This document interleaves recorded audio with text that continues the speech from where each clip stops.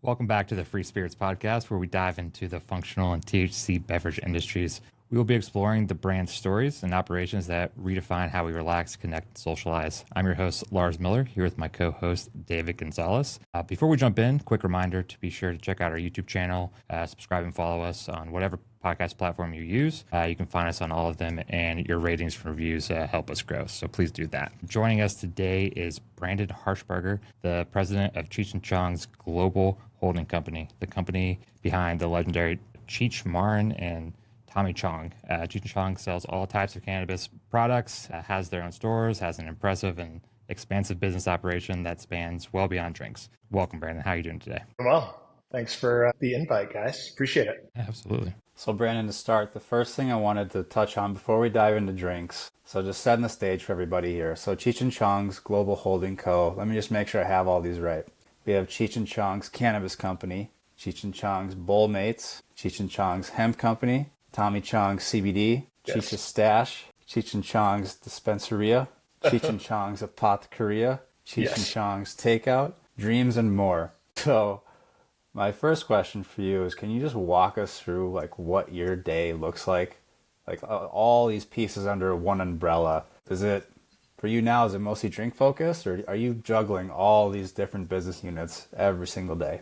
Yeah, I mean, it would be nice to be like, these are all business units, but the reality is Sure. the core of the business and what Cheech and Tommy have allowed us to do is basically control all of the IP. So all the intellectual property, which really turns into licensing. So all of those names you've kind of described, some of them are internal operations. We're manufacturing, we're setting up sales and marketing, we're building a business. Others have really great operators, and there's a licensing relationship in there, right? So a good example is the apothecarias or the dispensaria model. Dispensaria is just the dispensary business. Those are, legit dispensaries, traditional regulated market as you'd understand them. We're opening, probably 25 to 30 of those over the course of the next year with different operators in different markets. Right after Benzinga next week, we fly out to Maine. We're opening 3 in Maine in the Portland area. We opened 4 or 5 of them in New Mexico 6 months ago. It is literally the 1-year anniversary of the location we opened in Northampton, Massachusetts. So Congrats. There's that. And then there's the drinks, which we're all familiar with, where we're obviously the operator behind that business. So we're not manufacturing it, right? We're working with co-mans, but we're getting those products. We're building out the distribution footprint. We're putting together the sales teams. We're actually behind the wheel of that business. We do have great strategic partners, but there's, you see a lot of with IP that's, I would call this IP iconic. There are always people knocking on our door that want to do something. Like, we got a socks licensee. He makes some awesome socks. I've never seen a die cut. I've got a couple pairs. I don't even know who the dude is, but a really good operator, cranks out some sock money. Yeah. Comfy. Yeah. That's awesome. Let's take a step back here, Brandon. When did you start with Cheech Chong's holding company, and how'd you get recruited, and what was your background before you joined? Yeah, my background was actually kind of similar to Aaron. Online advertising, mostly health and wellness products, but everything from traditional lead gen in the mortgage industry all the way to enhancement products at one point in time. But I had a chance to meet Tommy's son, Paris, in 2019. They had a license on just Tommy Chong's CBD line. It was going through Diamond CBD, pretty well-known operators. Diamond's still out there. They've got a pretty solid e-commerce business that they built over the years. And basically he was like, hey, they're just a big business. We want somebody that'll prioritize me. So I said, I'll take the license. I'll prioritize building your CBD line out. We'll create some really cool new novel products. We'll use our marketing engine, which is, a direct-to-consumer engine that kind of specializes in more aggressive direct-to-consumer campaigns, right? Like advertising male enhancement products. You can imagine those aren't just traditionally easily sold. So you really have to have some marketing techniques that most probably aren't aware of to be able to drive sales like that online. So we were able to take that kind of gray hat online advertising background that I had, apply it to CBD right as the pandemic happened in 2020. So we just happened to be launching 2 different kind of flagship products. We called them Good Vibes and Nice Dreams. Good Vibes, you can't really trademark because it's like Taco Tuesday. Everybody uses that term. But Nice Dreams Tommy actually owns, the rights because he, was the producer and director and creator of the Nice Dreams movie, a Cheech and Chong movie.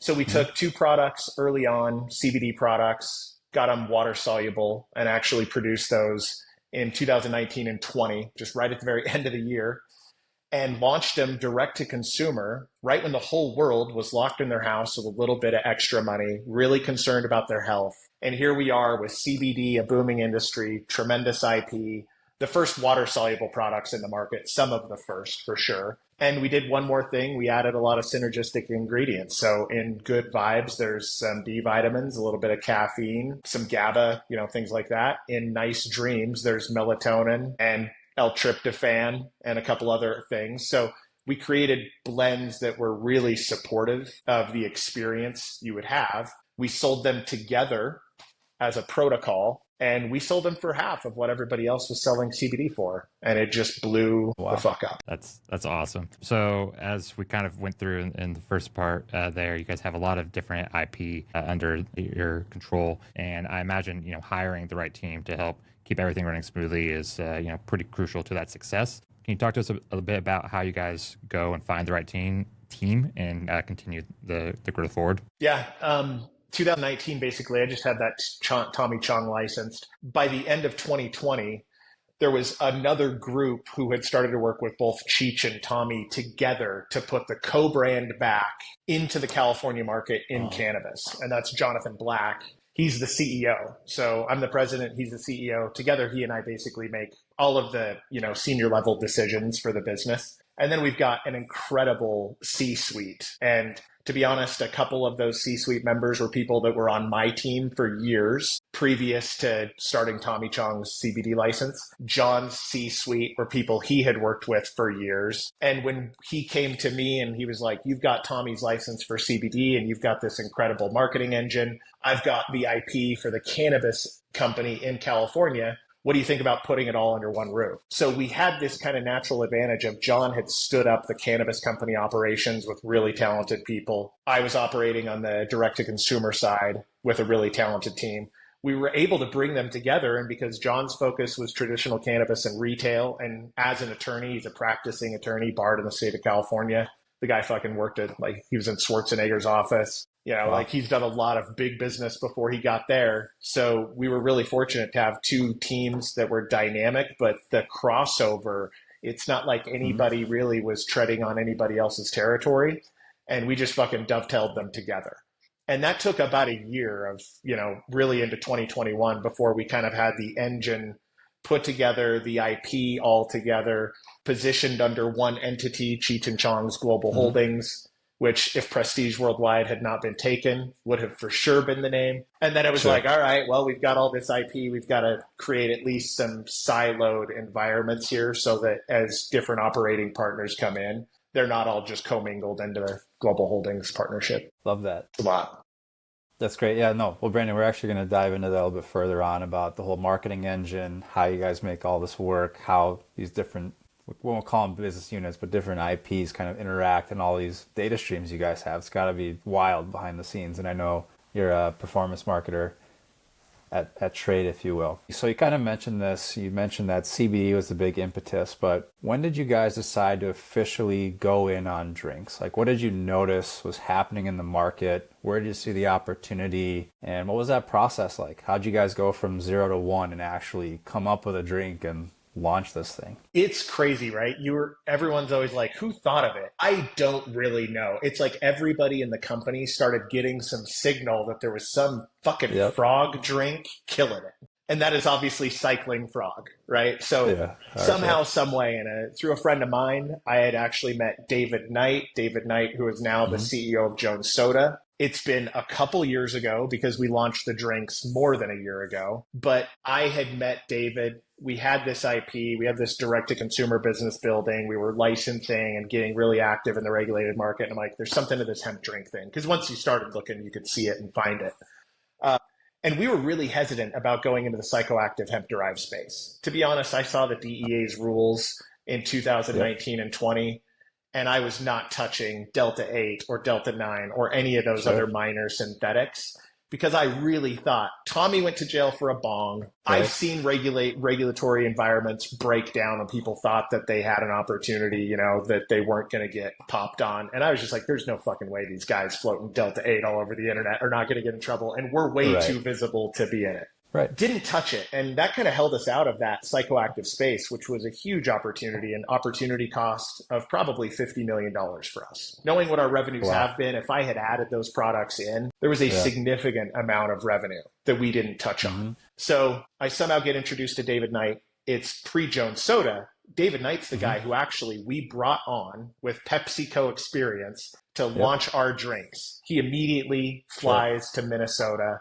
He goes and meets John Dugas at Superior, starts feeling his way around the industry. He's got a great network, picks the phone up. Before you know, we're talking to the Anheuser-Busch guys. The market's already starting to mature, and he has got seltzers coming down the line in like 6 fucking weeks. Like, it was just so fast how rapidly he got in there and deployed a product. And you look back on it and you're like, those things just could have never happened. And we would have faltered, failed to launch, or, you know, launched the wrong way with the wrong partners. That success led to David getting picked off by Jones Soda. And I was like, man, you know, I hate to see you go, but like, I'm not going to tell you not to take this deal. You should go run Jones Soda.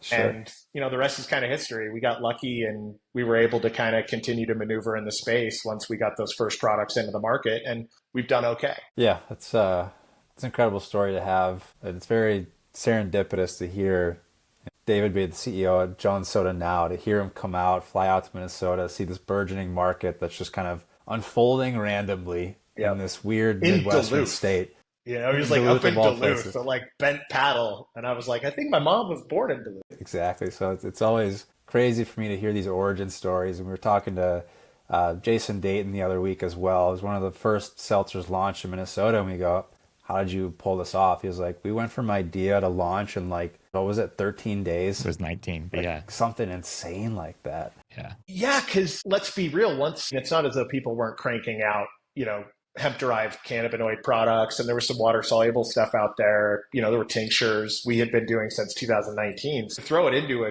a canned drink in a brewery setting is just such a natural fit. Like, you know. Absolutely. So you mentioned you guys had a rapid launch there. So when you launched Beverages, what mistakes did you make that other brands could potentially learn from, and what's some things that you didn't anticipate from launching? I mean, the mistakes we've made have even still been recent, right? Like, you really can deploy something pretty quickly, and sometimes it works. Other times you can really mess something up. We were great when we launched the seltzers. What we probably poorly timed was just the reality of, specific in Minnesota, we took our eye off of Minnesota when we went out to open other markets, and we actually just thought Minnesota will take care of itself. We're Cheech and Chong. What we didn't pay attention to was the price compression that occurred there almost immediately. And we were still in our, what we called our Gen 1 4-pack, which was a press-on label in a pack tech, priced too high. And my lack of experience in the beverage category, I really didn't know how hard you need to go in and work a market. And then how much you really need to pay attention to. If you're not pulling through or selling through, you better have a plan. Yeah. What we did right was we did focus on a Generation 2 product. We got to printed cans. We got to a 6-pack chipboard. We got scale and production. We're fortunate in that regard that we've got the money to do things like that, probably a little ahead of the curve. And we brought the price down on that 6-pack format, went into Massachusetts, activated really, really well, and showed that we had a good business model and we had a good plan and we had a good product. But we kind of let, unfortunately, Minnesota languish. By letting it languish, the, you know, whatever you want to call kind of the core of this market in a lot of ways, the heartbeat has been Minnesota, because it's been ground zero for the proactive consent, the brewers really getting engaged, and policy that just looks smart between the hemp-derived side and the regulated side. So the mistake we made was just being probably too aggressive on new markets and not realizing the work and the effort and the time that it would take to continue to sustain ourselves in a competitive market like Minnesota. And by the time we circled back, we were getting our asses kicked. Well, it's kind of one of the tricky parts about beverages too, and maybe this is true in cannabis as well.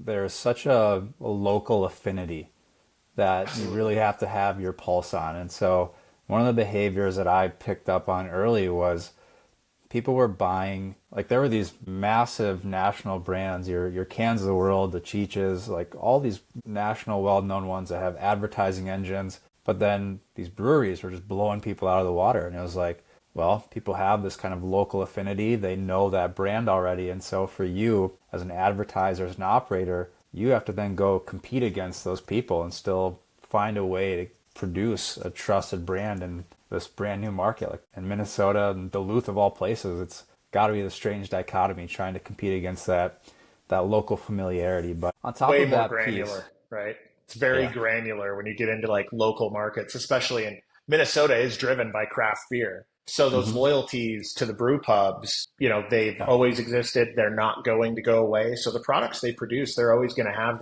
that advantage, right? In a local Oh yeah. marketplace. It just becomes as the category really matures, what are we going to start to see take shape, Of course. around Of the course. hemp derived brands? Absolutely. And then one of the questions I have for you is, as you guys are making this shift internally, right? You're predominantly in, gummies, pre-rolls, carts, other types of products that are specifically not beverages. So once you made that change to go into beverages, how did your resource allocation change? How did you distribute resources differently to different business units? And logistically, you mentioned you have this e-com engine. So one of the biggest things I ask all the time is, how did that logistics, supply chain, fulfillment, how did all of that change for you once you got into beverages? I don't think anyone realizes just how cumbersome freight and God, yeah. storage is with beverages, right? So we have the fortune, we invested into a 3PL a couple of years ago that's done fairly well. It's got a location in Florida and a location in Utah.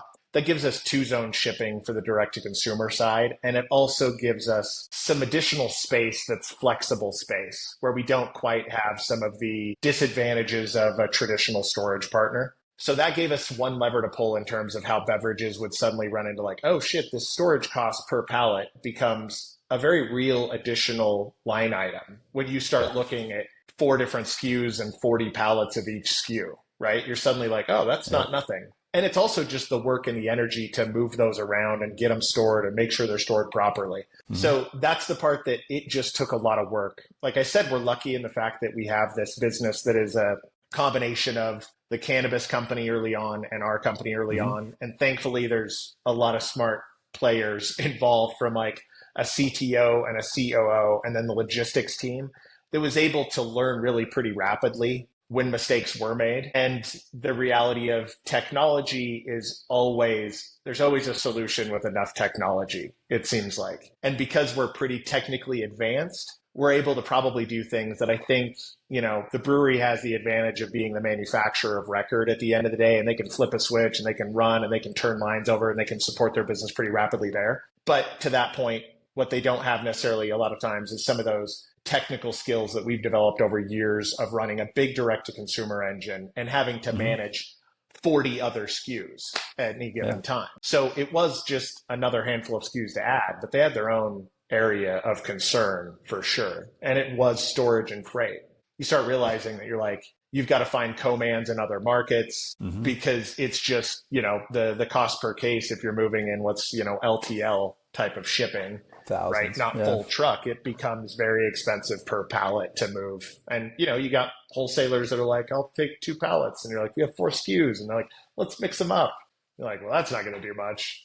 By the time we repack this and ship it to you, we will have made no money. But you do it to just keep getting market share, traction in markets. Yeah, absolutely. So David mentioned it, as you did as well, Brandon, that you guys have quite the e-com engine and also the media engine as well. So with names like Cheech and Chong backing the brand, how big of an advantage is that for you guys? I'm pretty sure, haven't checked this recently, but across Instagram, X, TikTok, and social media, you guys have around 14 million followers or so. Been featured in Bloomberg, Rolling Stone, Wall Street Journal. The list goes on. So with all the followers, billions of impressions, how do you guys turn those eyeballs into dollars? So we run a pretty sophisticated performance advertising engine. And so the followers are helpful, but like as Drake would say, bring me your dollars and not your followers. I think followers add a lot of credibility. Cheech and Tommy add a lot of credibility. And there's a lot of impressions there, and there's a lot of brand awareness, and it's authentic, right? Cheech and Tommy are authentic. But to support that, we have a studio in LA. It's a half hour from where Cheech and Tommy both live. Their family's involved in the business. They're in that studio once every week, once every couple weeks, every quarter. They're in for a full week. The creative you see is being planned months in advance and staged months in advance. We were shooting in Venice Beach, all of our holiday spots, probably 3 weeks ago. And then you're slicing and dicing and putting that all out into the social media ecosystem, platform dependent. And that's great. But the real power in the business also comes down to the performance advertising engine. We spend about $1 million a month across all platforms. And that's why you see like all of a sudden people are like, how the fuck are there Cheech and Chong gummies all over Twitter, right? And we're not just doing brand awareness. We're definitely, dollar in, dollar out driven. We've got, KPIs and metrics that we're, looking at every single day. We're looking at lifetime customer values and how those change as product mix changes. We write long form sales letters for native, and we write very short form entertaining, landing pages for other platforms. There's different compliance across the board. Like all the same stuff that, Aaron talks about, we're, having to be, mindful of. So when you take that $1 million, which is another couple billion impressions a month, and a couple million clicks to a handful of different websites that are always being run for sure, and then hundreds of, subvariants beneath them, we generate a lot of firepower online. So, there's 500,000 Cheech and Chong searches every month. Most of those people are looking for, a product of some kind. It becomes making sure that the audience graphs and everything necessary on those websites to capture that data with the highest ratio of success possible, converting the buyers into immediate sales, grabbing as many emails and as much customer data as possible, and making sure that your follow-up sequences are dialed in, and then making sure that the messaging everywhere else supports that performance-driven engine, right? And at the end of the day,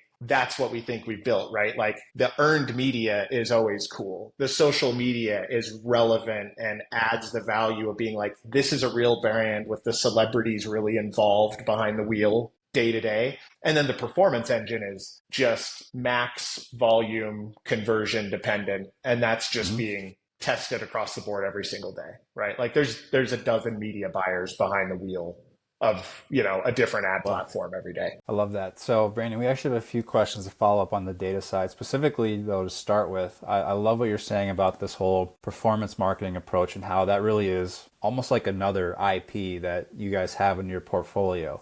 It really wouldn't matter what the product is. You have an engine that you've built, and all you're doing is turning dials and figuring out what's actually printing dollars for you guys. So are you at liberty to talk through what that architecture kind of looks like? You probably have a tech stack that's for hemp, that are certain advertising channels. You have recreational, which might be different. How do you set up that plumbing to have that first party data so you know what's working and what's not? Or maybe where to double down. Yeah, we don't run on Shopify, right? We run what's called like a headless e-commerce engine. Nice. Okay, so sure. We've got our own center API-driven models built that are connecting to all of the different ad platforms, that are connected to a CRM that's really well known in the performance marketing industry. But its roots go back more than a dozen years when we were running high volume health and wellness offers online. Sure. So, there were days where in the past we could convert 5,000 to 10,000 weight loss sales a day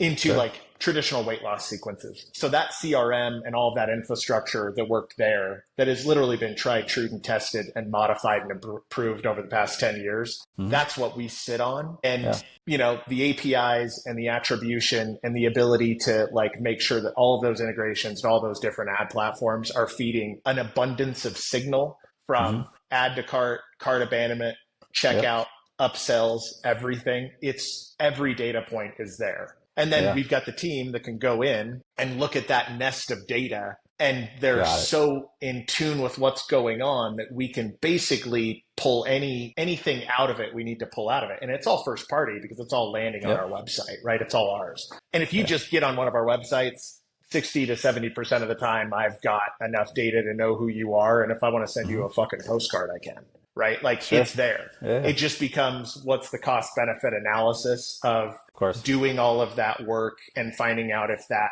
last form of messaging creates a conversion that's meaningful. In terms of getting people positioned where they're in a place to hopefully buy from us, not necessarily in the direct hemp performance sequence. Once you're ours, you're ours. And we're using every other messaging, thing you can think of other than fucking smoke signals and carrier pigeons to drive you at some form of value in the company. And a lot of that ends up being the better our retail distribution footprint is, the more apothecarias, the more dispensaries, the more regulated product and regulated channels.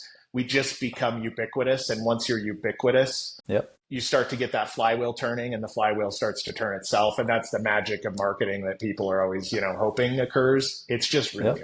Yeah, I have two follow-ups for that. So the first one is, if you are sitting on all these different data streams coming in, you have that first-party data, CRM, customer data platform, whatever you want to call it. Do you guys have a team behind the scenes that's just parsing through this data warehouse and figuring out like, hey, here's this signal, here's how we segment these shoppers? Is a lot of this automated at this point? Are you like, how does this magic happen behind the scenes? That's the thing, right? Like, we're using every AI toolkit you can think of to try to get as many indicators as possible. But it really comes down to our CTO, the guy behind the wheel. He and I have worked together for 15 years. Shit. He is just a fucking savant. And there is nothing happening in this company, technically speaking, that he is not aware enough of, that we are always asking those questions. And it really is just these are fundamentals to us. So we're in a position where there's not a campaign that's getting launched that doesn't have SOPs built around it that are going to quickly define whether or not it's successful. And if it is successful, where we can start to hopefully improve performance. And even doing all of that, it still continues to be a more difficult market tomorrow than it was yesterday. It just gets harder every single day because e-commerce continues to grow. But as e-commerce grows, whether it's performance or traditional e-com, more people come in, more Me Too products, more advertisers. Right now, the battle is fucking political spending, right?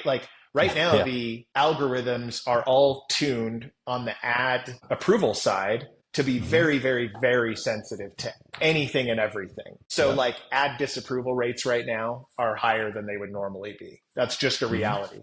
So we're looking at, all right, well, going into this election, we're going to continue to just probably dial back media spend and get more efficient. And then you're going to hit that traditional fourth quarter time where you're advertising around the holiday, but what you're really doing is you're staging your business to capture that last year's worth of acquisitions and all of your customers to get them to convert across Black Friday, Cyber Monday, and the rest of the holiday period, knowing that on January 1, CPMs will come way down. Those holiday ad budgets have been exploited by brand companies. And in January, they're just not out there spending. And that is when we just go to work, right? We are staging everything to try to create as much liquidity as we can from a year's worth of acquisitions to just go out as hard as we can in January. I love it. All right, my last data question, and I'll shut up about this. So on top of the e-com engine, with beverages specifically, you mentioned this. If you're ubiquitous, that helps distributors. That helps sell through at points of distribution, obviously. So how do you guys then ingest data that's actually happening out in the real world beyond just your website? And do you use that engine to actually drive people into stores to help those distributors sell through as well? So, we're working on Dutchie integrations all the time, nice. For the store sales and the dispensary side. With Ted now involved, our chief beverage officer, which was a nice little capture recently. Ted has a awareness of the VIP system, which is kind of the engine of reporting across the board for beverage sales in this traditional wholesale market, right? And having Ted in the VIP data, starting to pull together some of the Nielsen data that's relevant, that has been really, really helpful because up until that point, we were just relying on our wholesalers to basically kind of talk about depletions and maybe get some signal from a retailer. But, you can be on a meeting with Total Wine and they'll be like, yeah, your numbers look pretty good last week. And you're like, sure. What does that mean? Right. Can I just get some sense of where the fuck I'm at here? But they don't really want to share that data necessarily. So you've got to kind of back into it in ways. Sure. And then for us, we're utilizing all of these different messaging tactics, right? We've got a few 100,000 customers in this business. So when we launch a product, right now, the teas are going into ABC in Florida. 130 stores. We've got a specific Miami launch sequence that'll go out on social. That'll be cut up and edited into Facebook ads that are localized and targeted to what we believe will be ABC shoppers. We will obviously be messaging our own customers and anybody who's even a prospect within that geo. And we're going to just carpet bomb Florida around that launch, these products. The teas are a new format. I can tell you more about the teas when there's a question around them, because that, it was a sad story to begin with, and that's why they're launching so late. Well, I can't wait to be carpet bombed with all those ads in my social media. Is that where you live? Are you in Florida? I'm in Florida. Nice. So okay.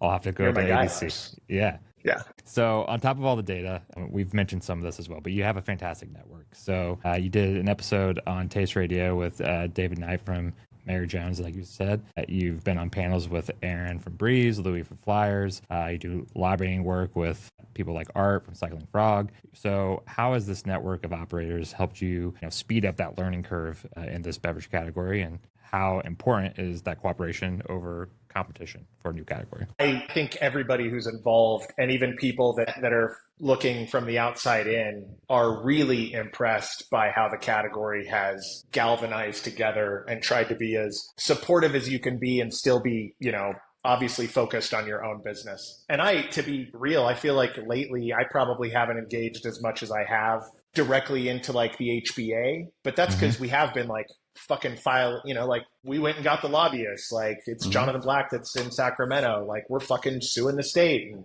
we're joining HBA, and we're joining US Hemp Roundtable. And it's like, I feel like we're doing enough. Like, we're really trying here. But there is something so cool that you can go to any one of these events and we're all good friends. And that's because right now we are insignificant in the world of beverage. And it will be such a long time before anybody ever has to take the fucking Pepsi challenge, that if we can just take care of each other and look after the category, which I think the best of the best have done. And there's only a brand or two out there that I would say I was like, well, that's fucked up. And I never even said anything to them. But you're like, definitely, they're not friends, so to speak. But other than that, the behavior, I think, as a community has been really I don't think it's been done, right? I really don't know that anything like this has necessarily ever happened. And I think that right there speaks to the magic of cannabis and what the plant does for people, right? Like, no one's out there in a way where they're trying to be a hero and in a way turn themselves into a villain. It really feels like no matter where you turn, you get support. Love that. So I'm going to do my best to tie in the tea question from earlier, so you get a chance to talk about it. So my actual question for you was somebody who is, and I know you have a team, you guys mentioned it's like almost two separate C-suites that have meshed together here, but for an operator like you, when you're looking at this marketplace, how are you weighing risk reward? So I guess how this ties in with tea, right? Launching a new product always has some inherent risk. So how do you reconcile that risk reward? And then specifically, we also just mentioned, you're doing lobbying efforts, suing the state of California. What are those short-term and long-term challenges that you see for this category as well? We're probably too risk tolerant at the end of the day. If you're in this industry, you're not risk averse at all. And we have the luck of having that advantage of really incredible IP. And it's not like we just have Cheech and Tommy. I mean, literally, on Saturday, our whole team is going to get on planes from different parts of the world, and we're all going to go to Portland, Maine, which there's no direct to Portland, Maine. So it's going to be an 8-hour travel day to land. Cheech and Tommy and their kids and myself and our CMO and John, everybody's going to converge at 11 o'clock at night on Saturday night at a hotel in Portland, Maine. And on Sunday, we're going to go out, we're going to get lobster rolls, and by 2 p.m, we're going to be at a dispensary opening. We're going to see 1,000 or 2,000 people have a chance to come through that dispensary and meet Cheech and Tommy firsthand, in a place that Cheech and Tommy would have normally never gone before, for the purpose of obviously opening a store in their name, which for them, let's be real, not only have they been around for 50 years, but Tommy went to jail for selling a fucking bong 20 years ago. Now we're opening retail stores with his name on them, and the cops are there to protect him, right? Crazy. So that's the type of where we are transcending something that has just never been done before. So those are powerful tools that actually exist in this business. And because of that, I think we are unusually risk tolerant. So that allows us to go after all of these new markets as long as we don't feel like they create actual liability, like criminal liability, right? Like, I'm not going to go out into markets and drop fucking 1,000 mg Delta 8 gummy bears, right? That's just not going to happen. But we are going to be as aggressive as we can be in every single market with products that we feel comfortable with, that we know people want, that we do not think are harmful at all. And that is part of our ethos. That's part of our brand. Like Cheech and Tommy were breaking down fucking barriers 60 years ago. Nothing since then has changed. We're just maybe a little more organized while we do it. And then that risk tolerance, of course, leads to stuff like we wanted to get those teas out there because guess what really matters in Minnesota, man? You don't have a 10 milligram. It's only a 5. Guess what? If you go get into the data, the 10 millis are selling at 6 times the rate of the 5s. And it doesn't matter how cheap you make those 5s. So it was the HBA festival in Minnesota. We were pressing. I wanted so bad to have those teas, at least in my hands, in Minnesota that week. And by the time we used Surly in Minnesota, Omar came to the event and was like, your teas suck, man. And like, they didn't make a mistake, but somewhere along the way, this formula failed to perform at scale. And we flushed easily $20,000 in liquid down the drain, and more than cans got fucking crushed. And chipboard got thrown out the window, and we started fucking formulating new teas. And the thing it was, when we ran the first batch, we ran them with fucking bent paddle, and they were carbonated. And you have no idea how much change occurs in a beverage when you remove carbonation. So the formula uncarbonated was so bad. It was just terrible.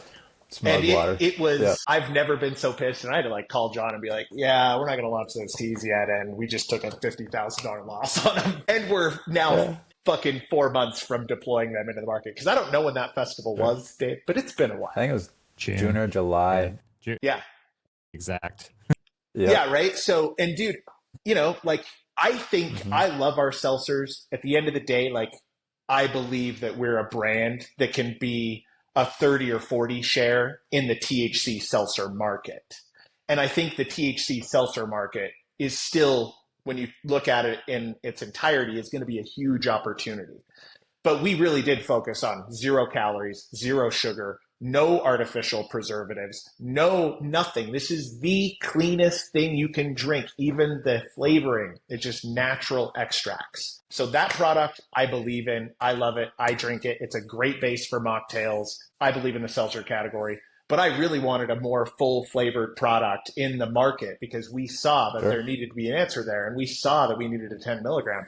So bro, we flew through the process and we're just like fucking any stop sign we saw, just we didn't yield to. And we developed a really shitty product and literally took it all the way to a very large batch size before we realized it sucked. Funny you mentioned that. We've had a handful of horror stories with people who have done similar challenges, or like, for instance, they're like, oh, I didn't use a pasteurizer this time around. I don't think people realize like the chain reaction that happens. So as an example, if you're a retailer and you get some bad product and stuff is spoiled or pasteurized, the gases change, shit starts exploding, then your whole cooler's exploding, you're pissed. You go to your distributor's being like, oh shit, sorry, they're pissed. You as the brand, you have to go then order more cans. That's taking you weeks to order more supplies. You have to get back on the co-packer schedule. And then you're paying for all that to get product back in market over just a tiny step like that. And it's like,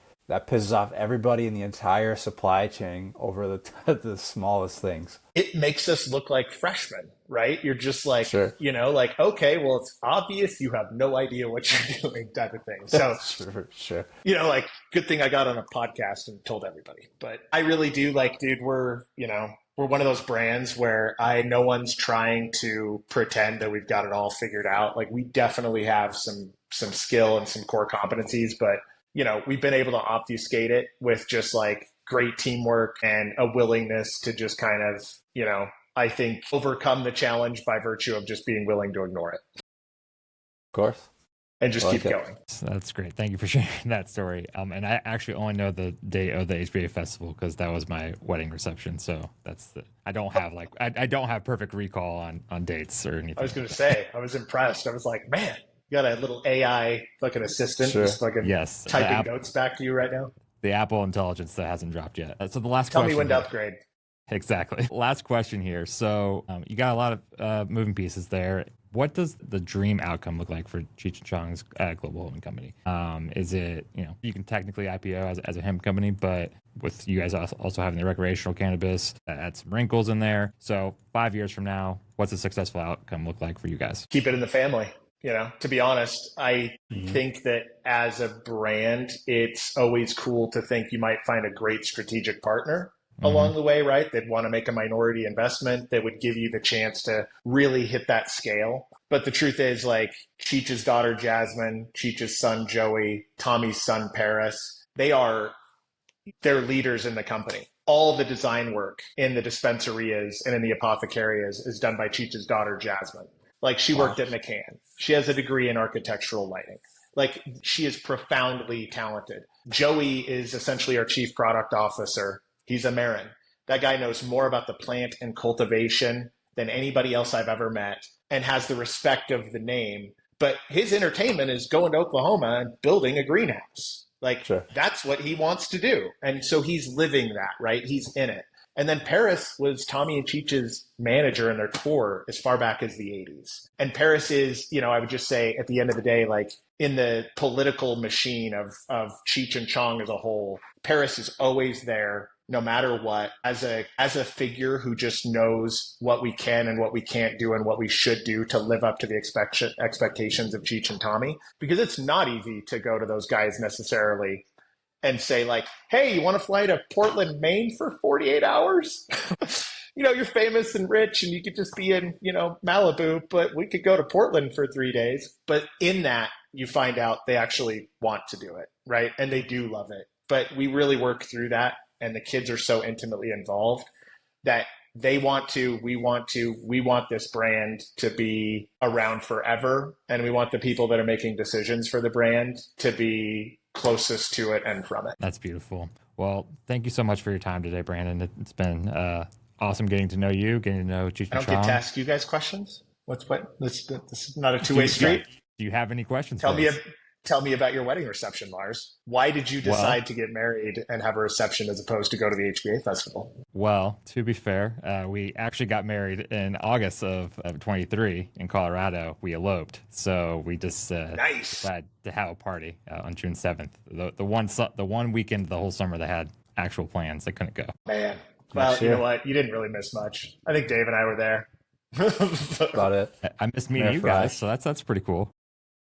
Well, you can have your first anniversary next year. Exactly. The second annual HBA Fest. It'll happen next year. I guarantee it'll be even bigger. It'll be cool. Yeah. I hope. Thank you guys. I honestly really appreciate the time. It was fun. Absolutely. So thank you again. And this has been the Free Spirits Podcast with David and Lars. Please subscribe and review on all the podcast platforms. And until next time, guys, cheers. Cheers. Bye.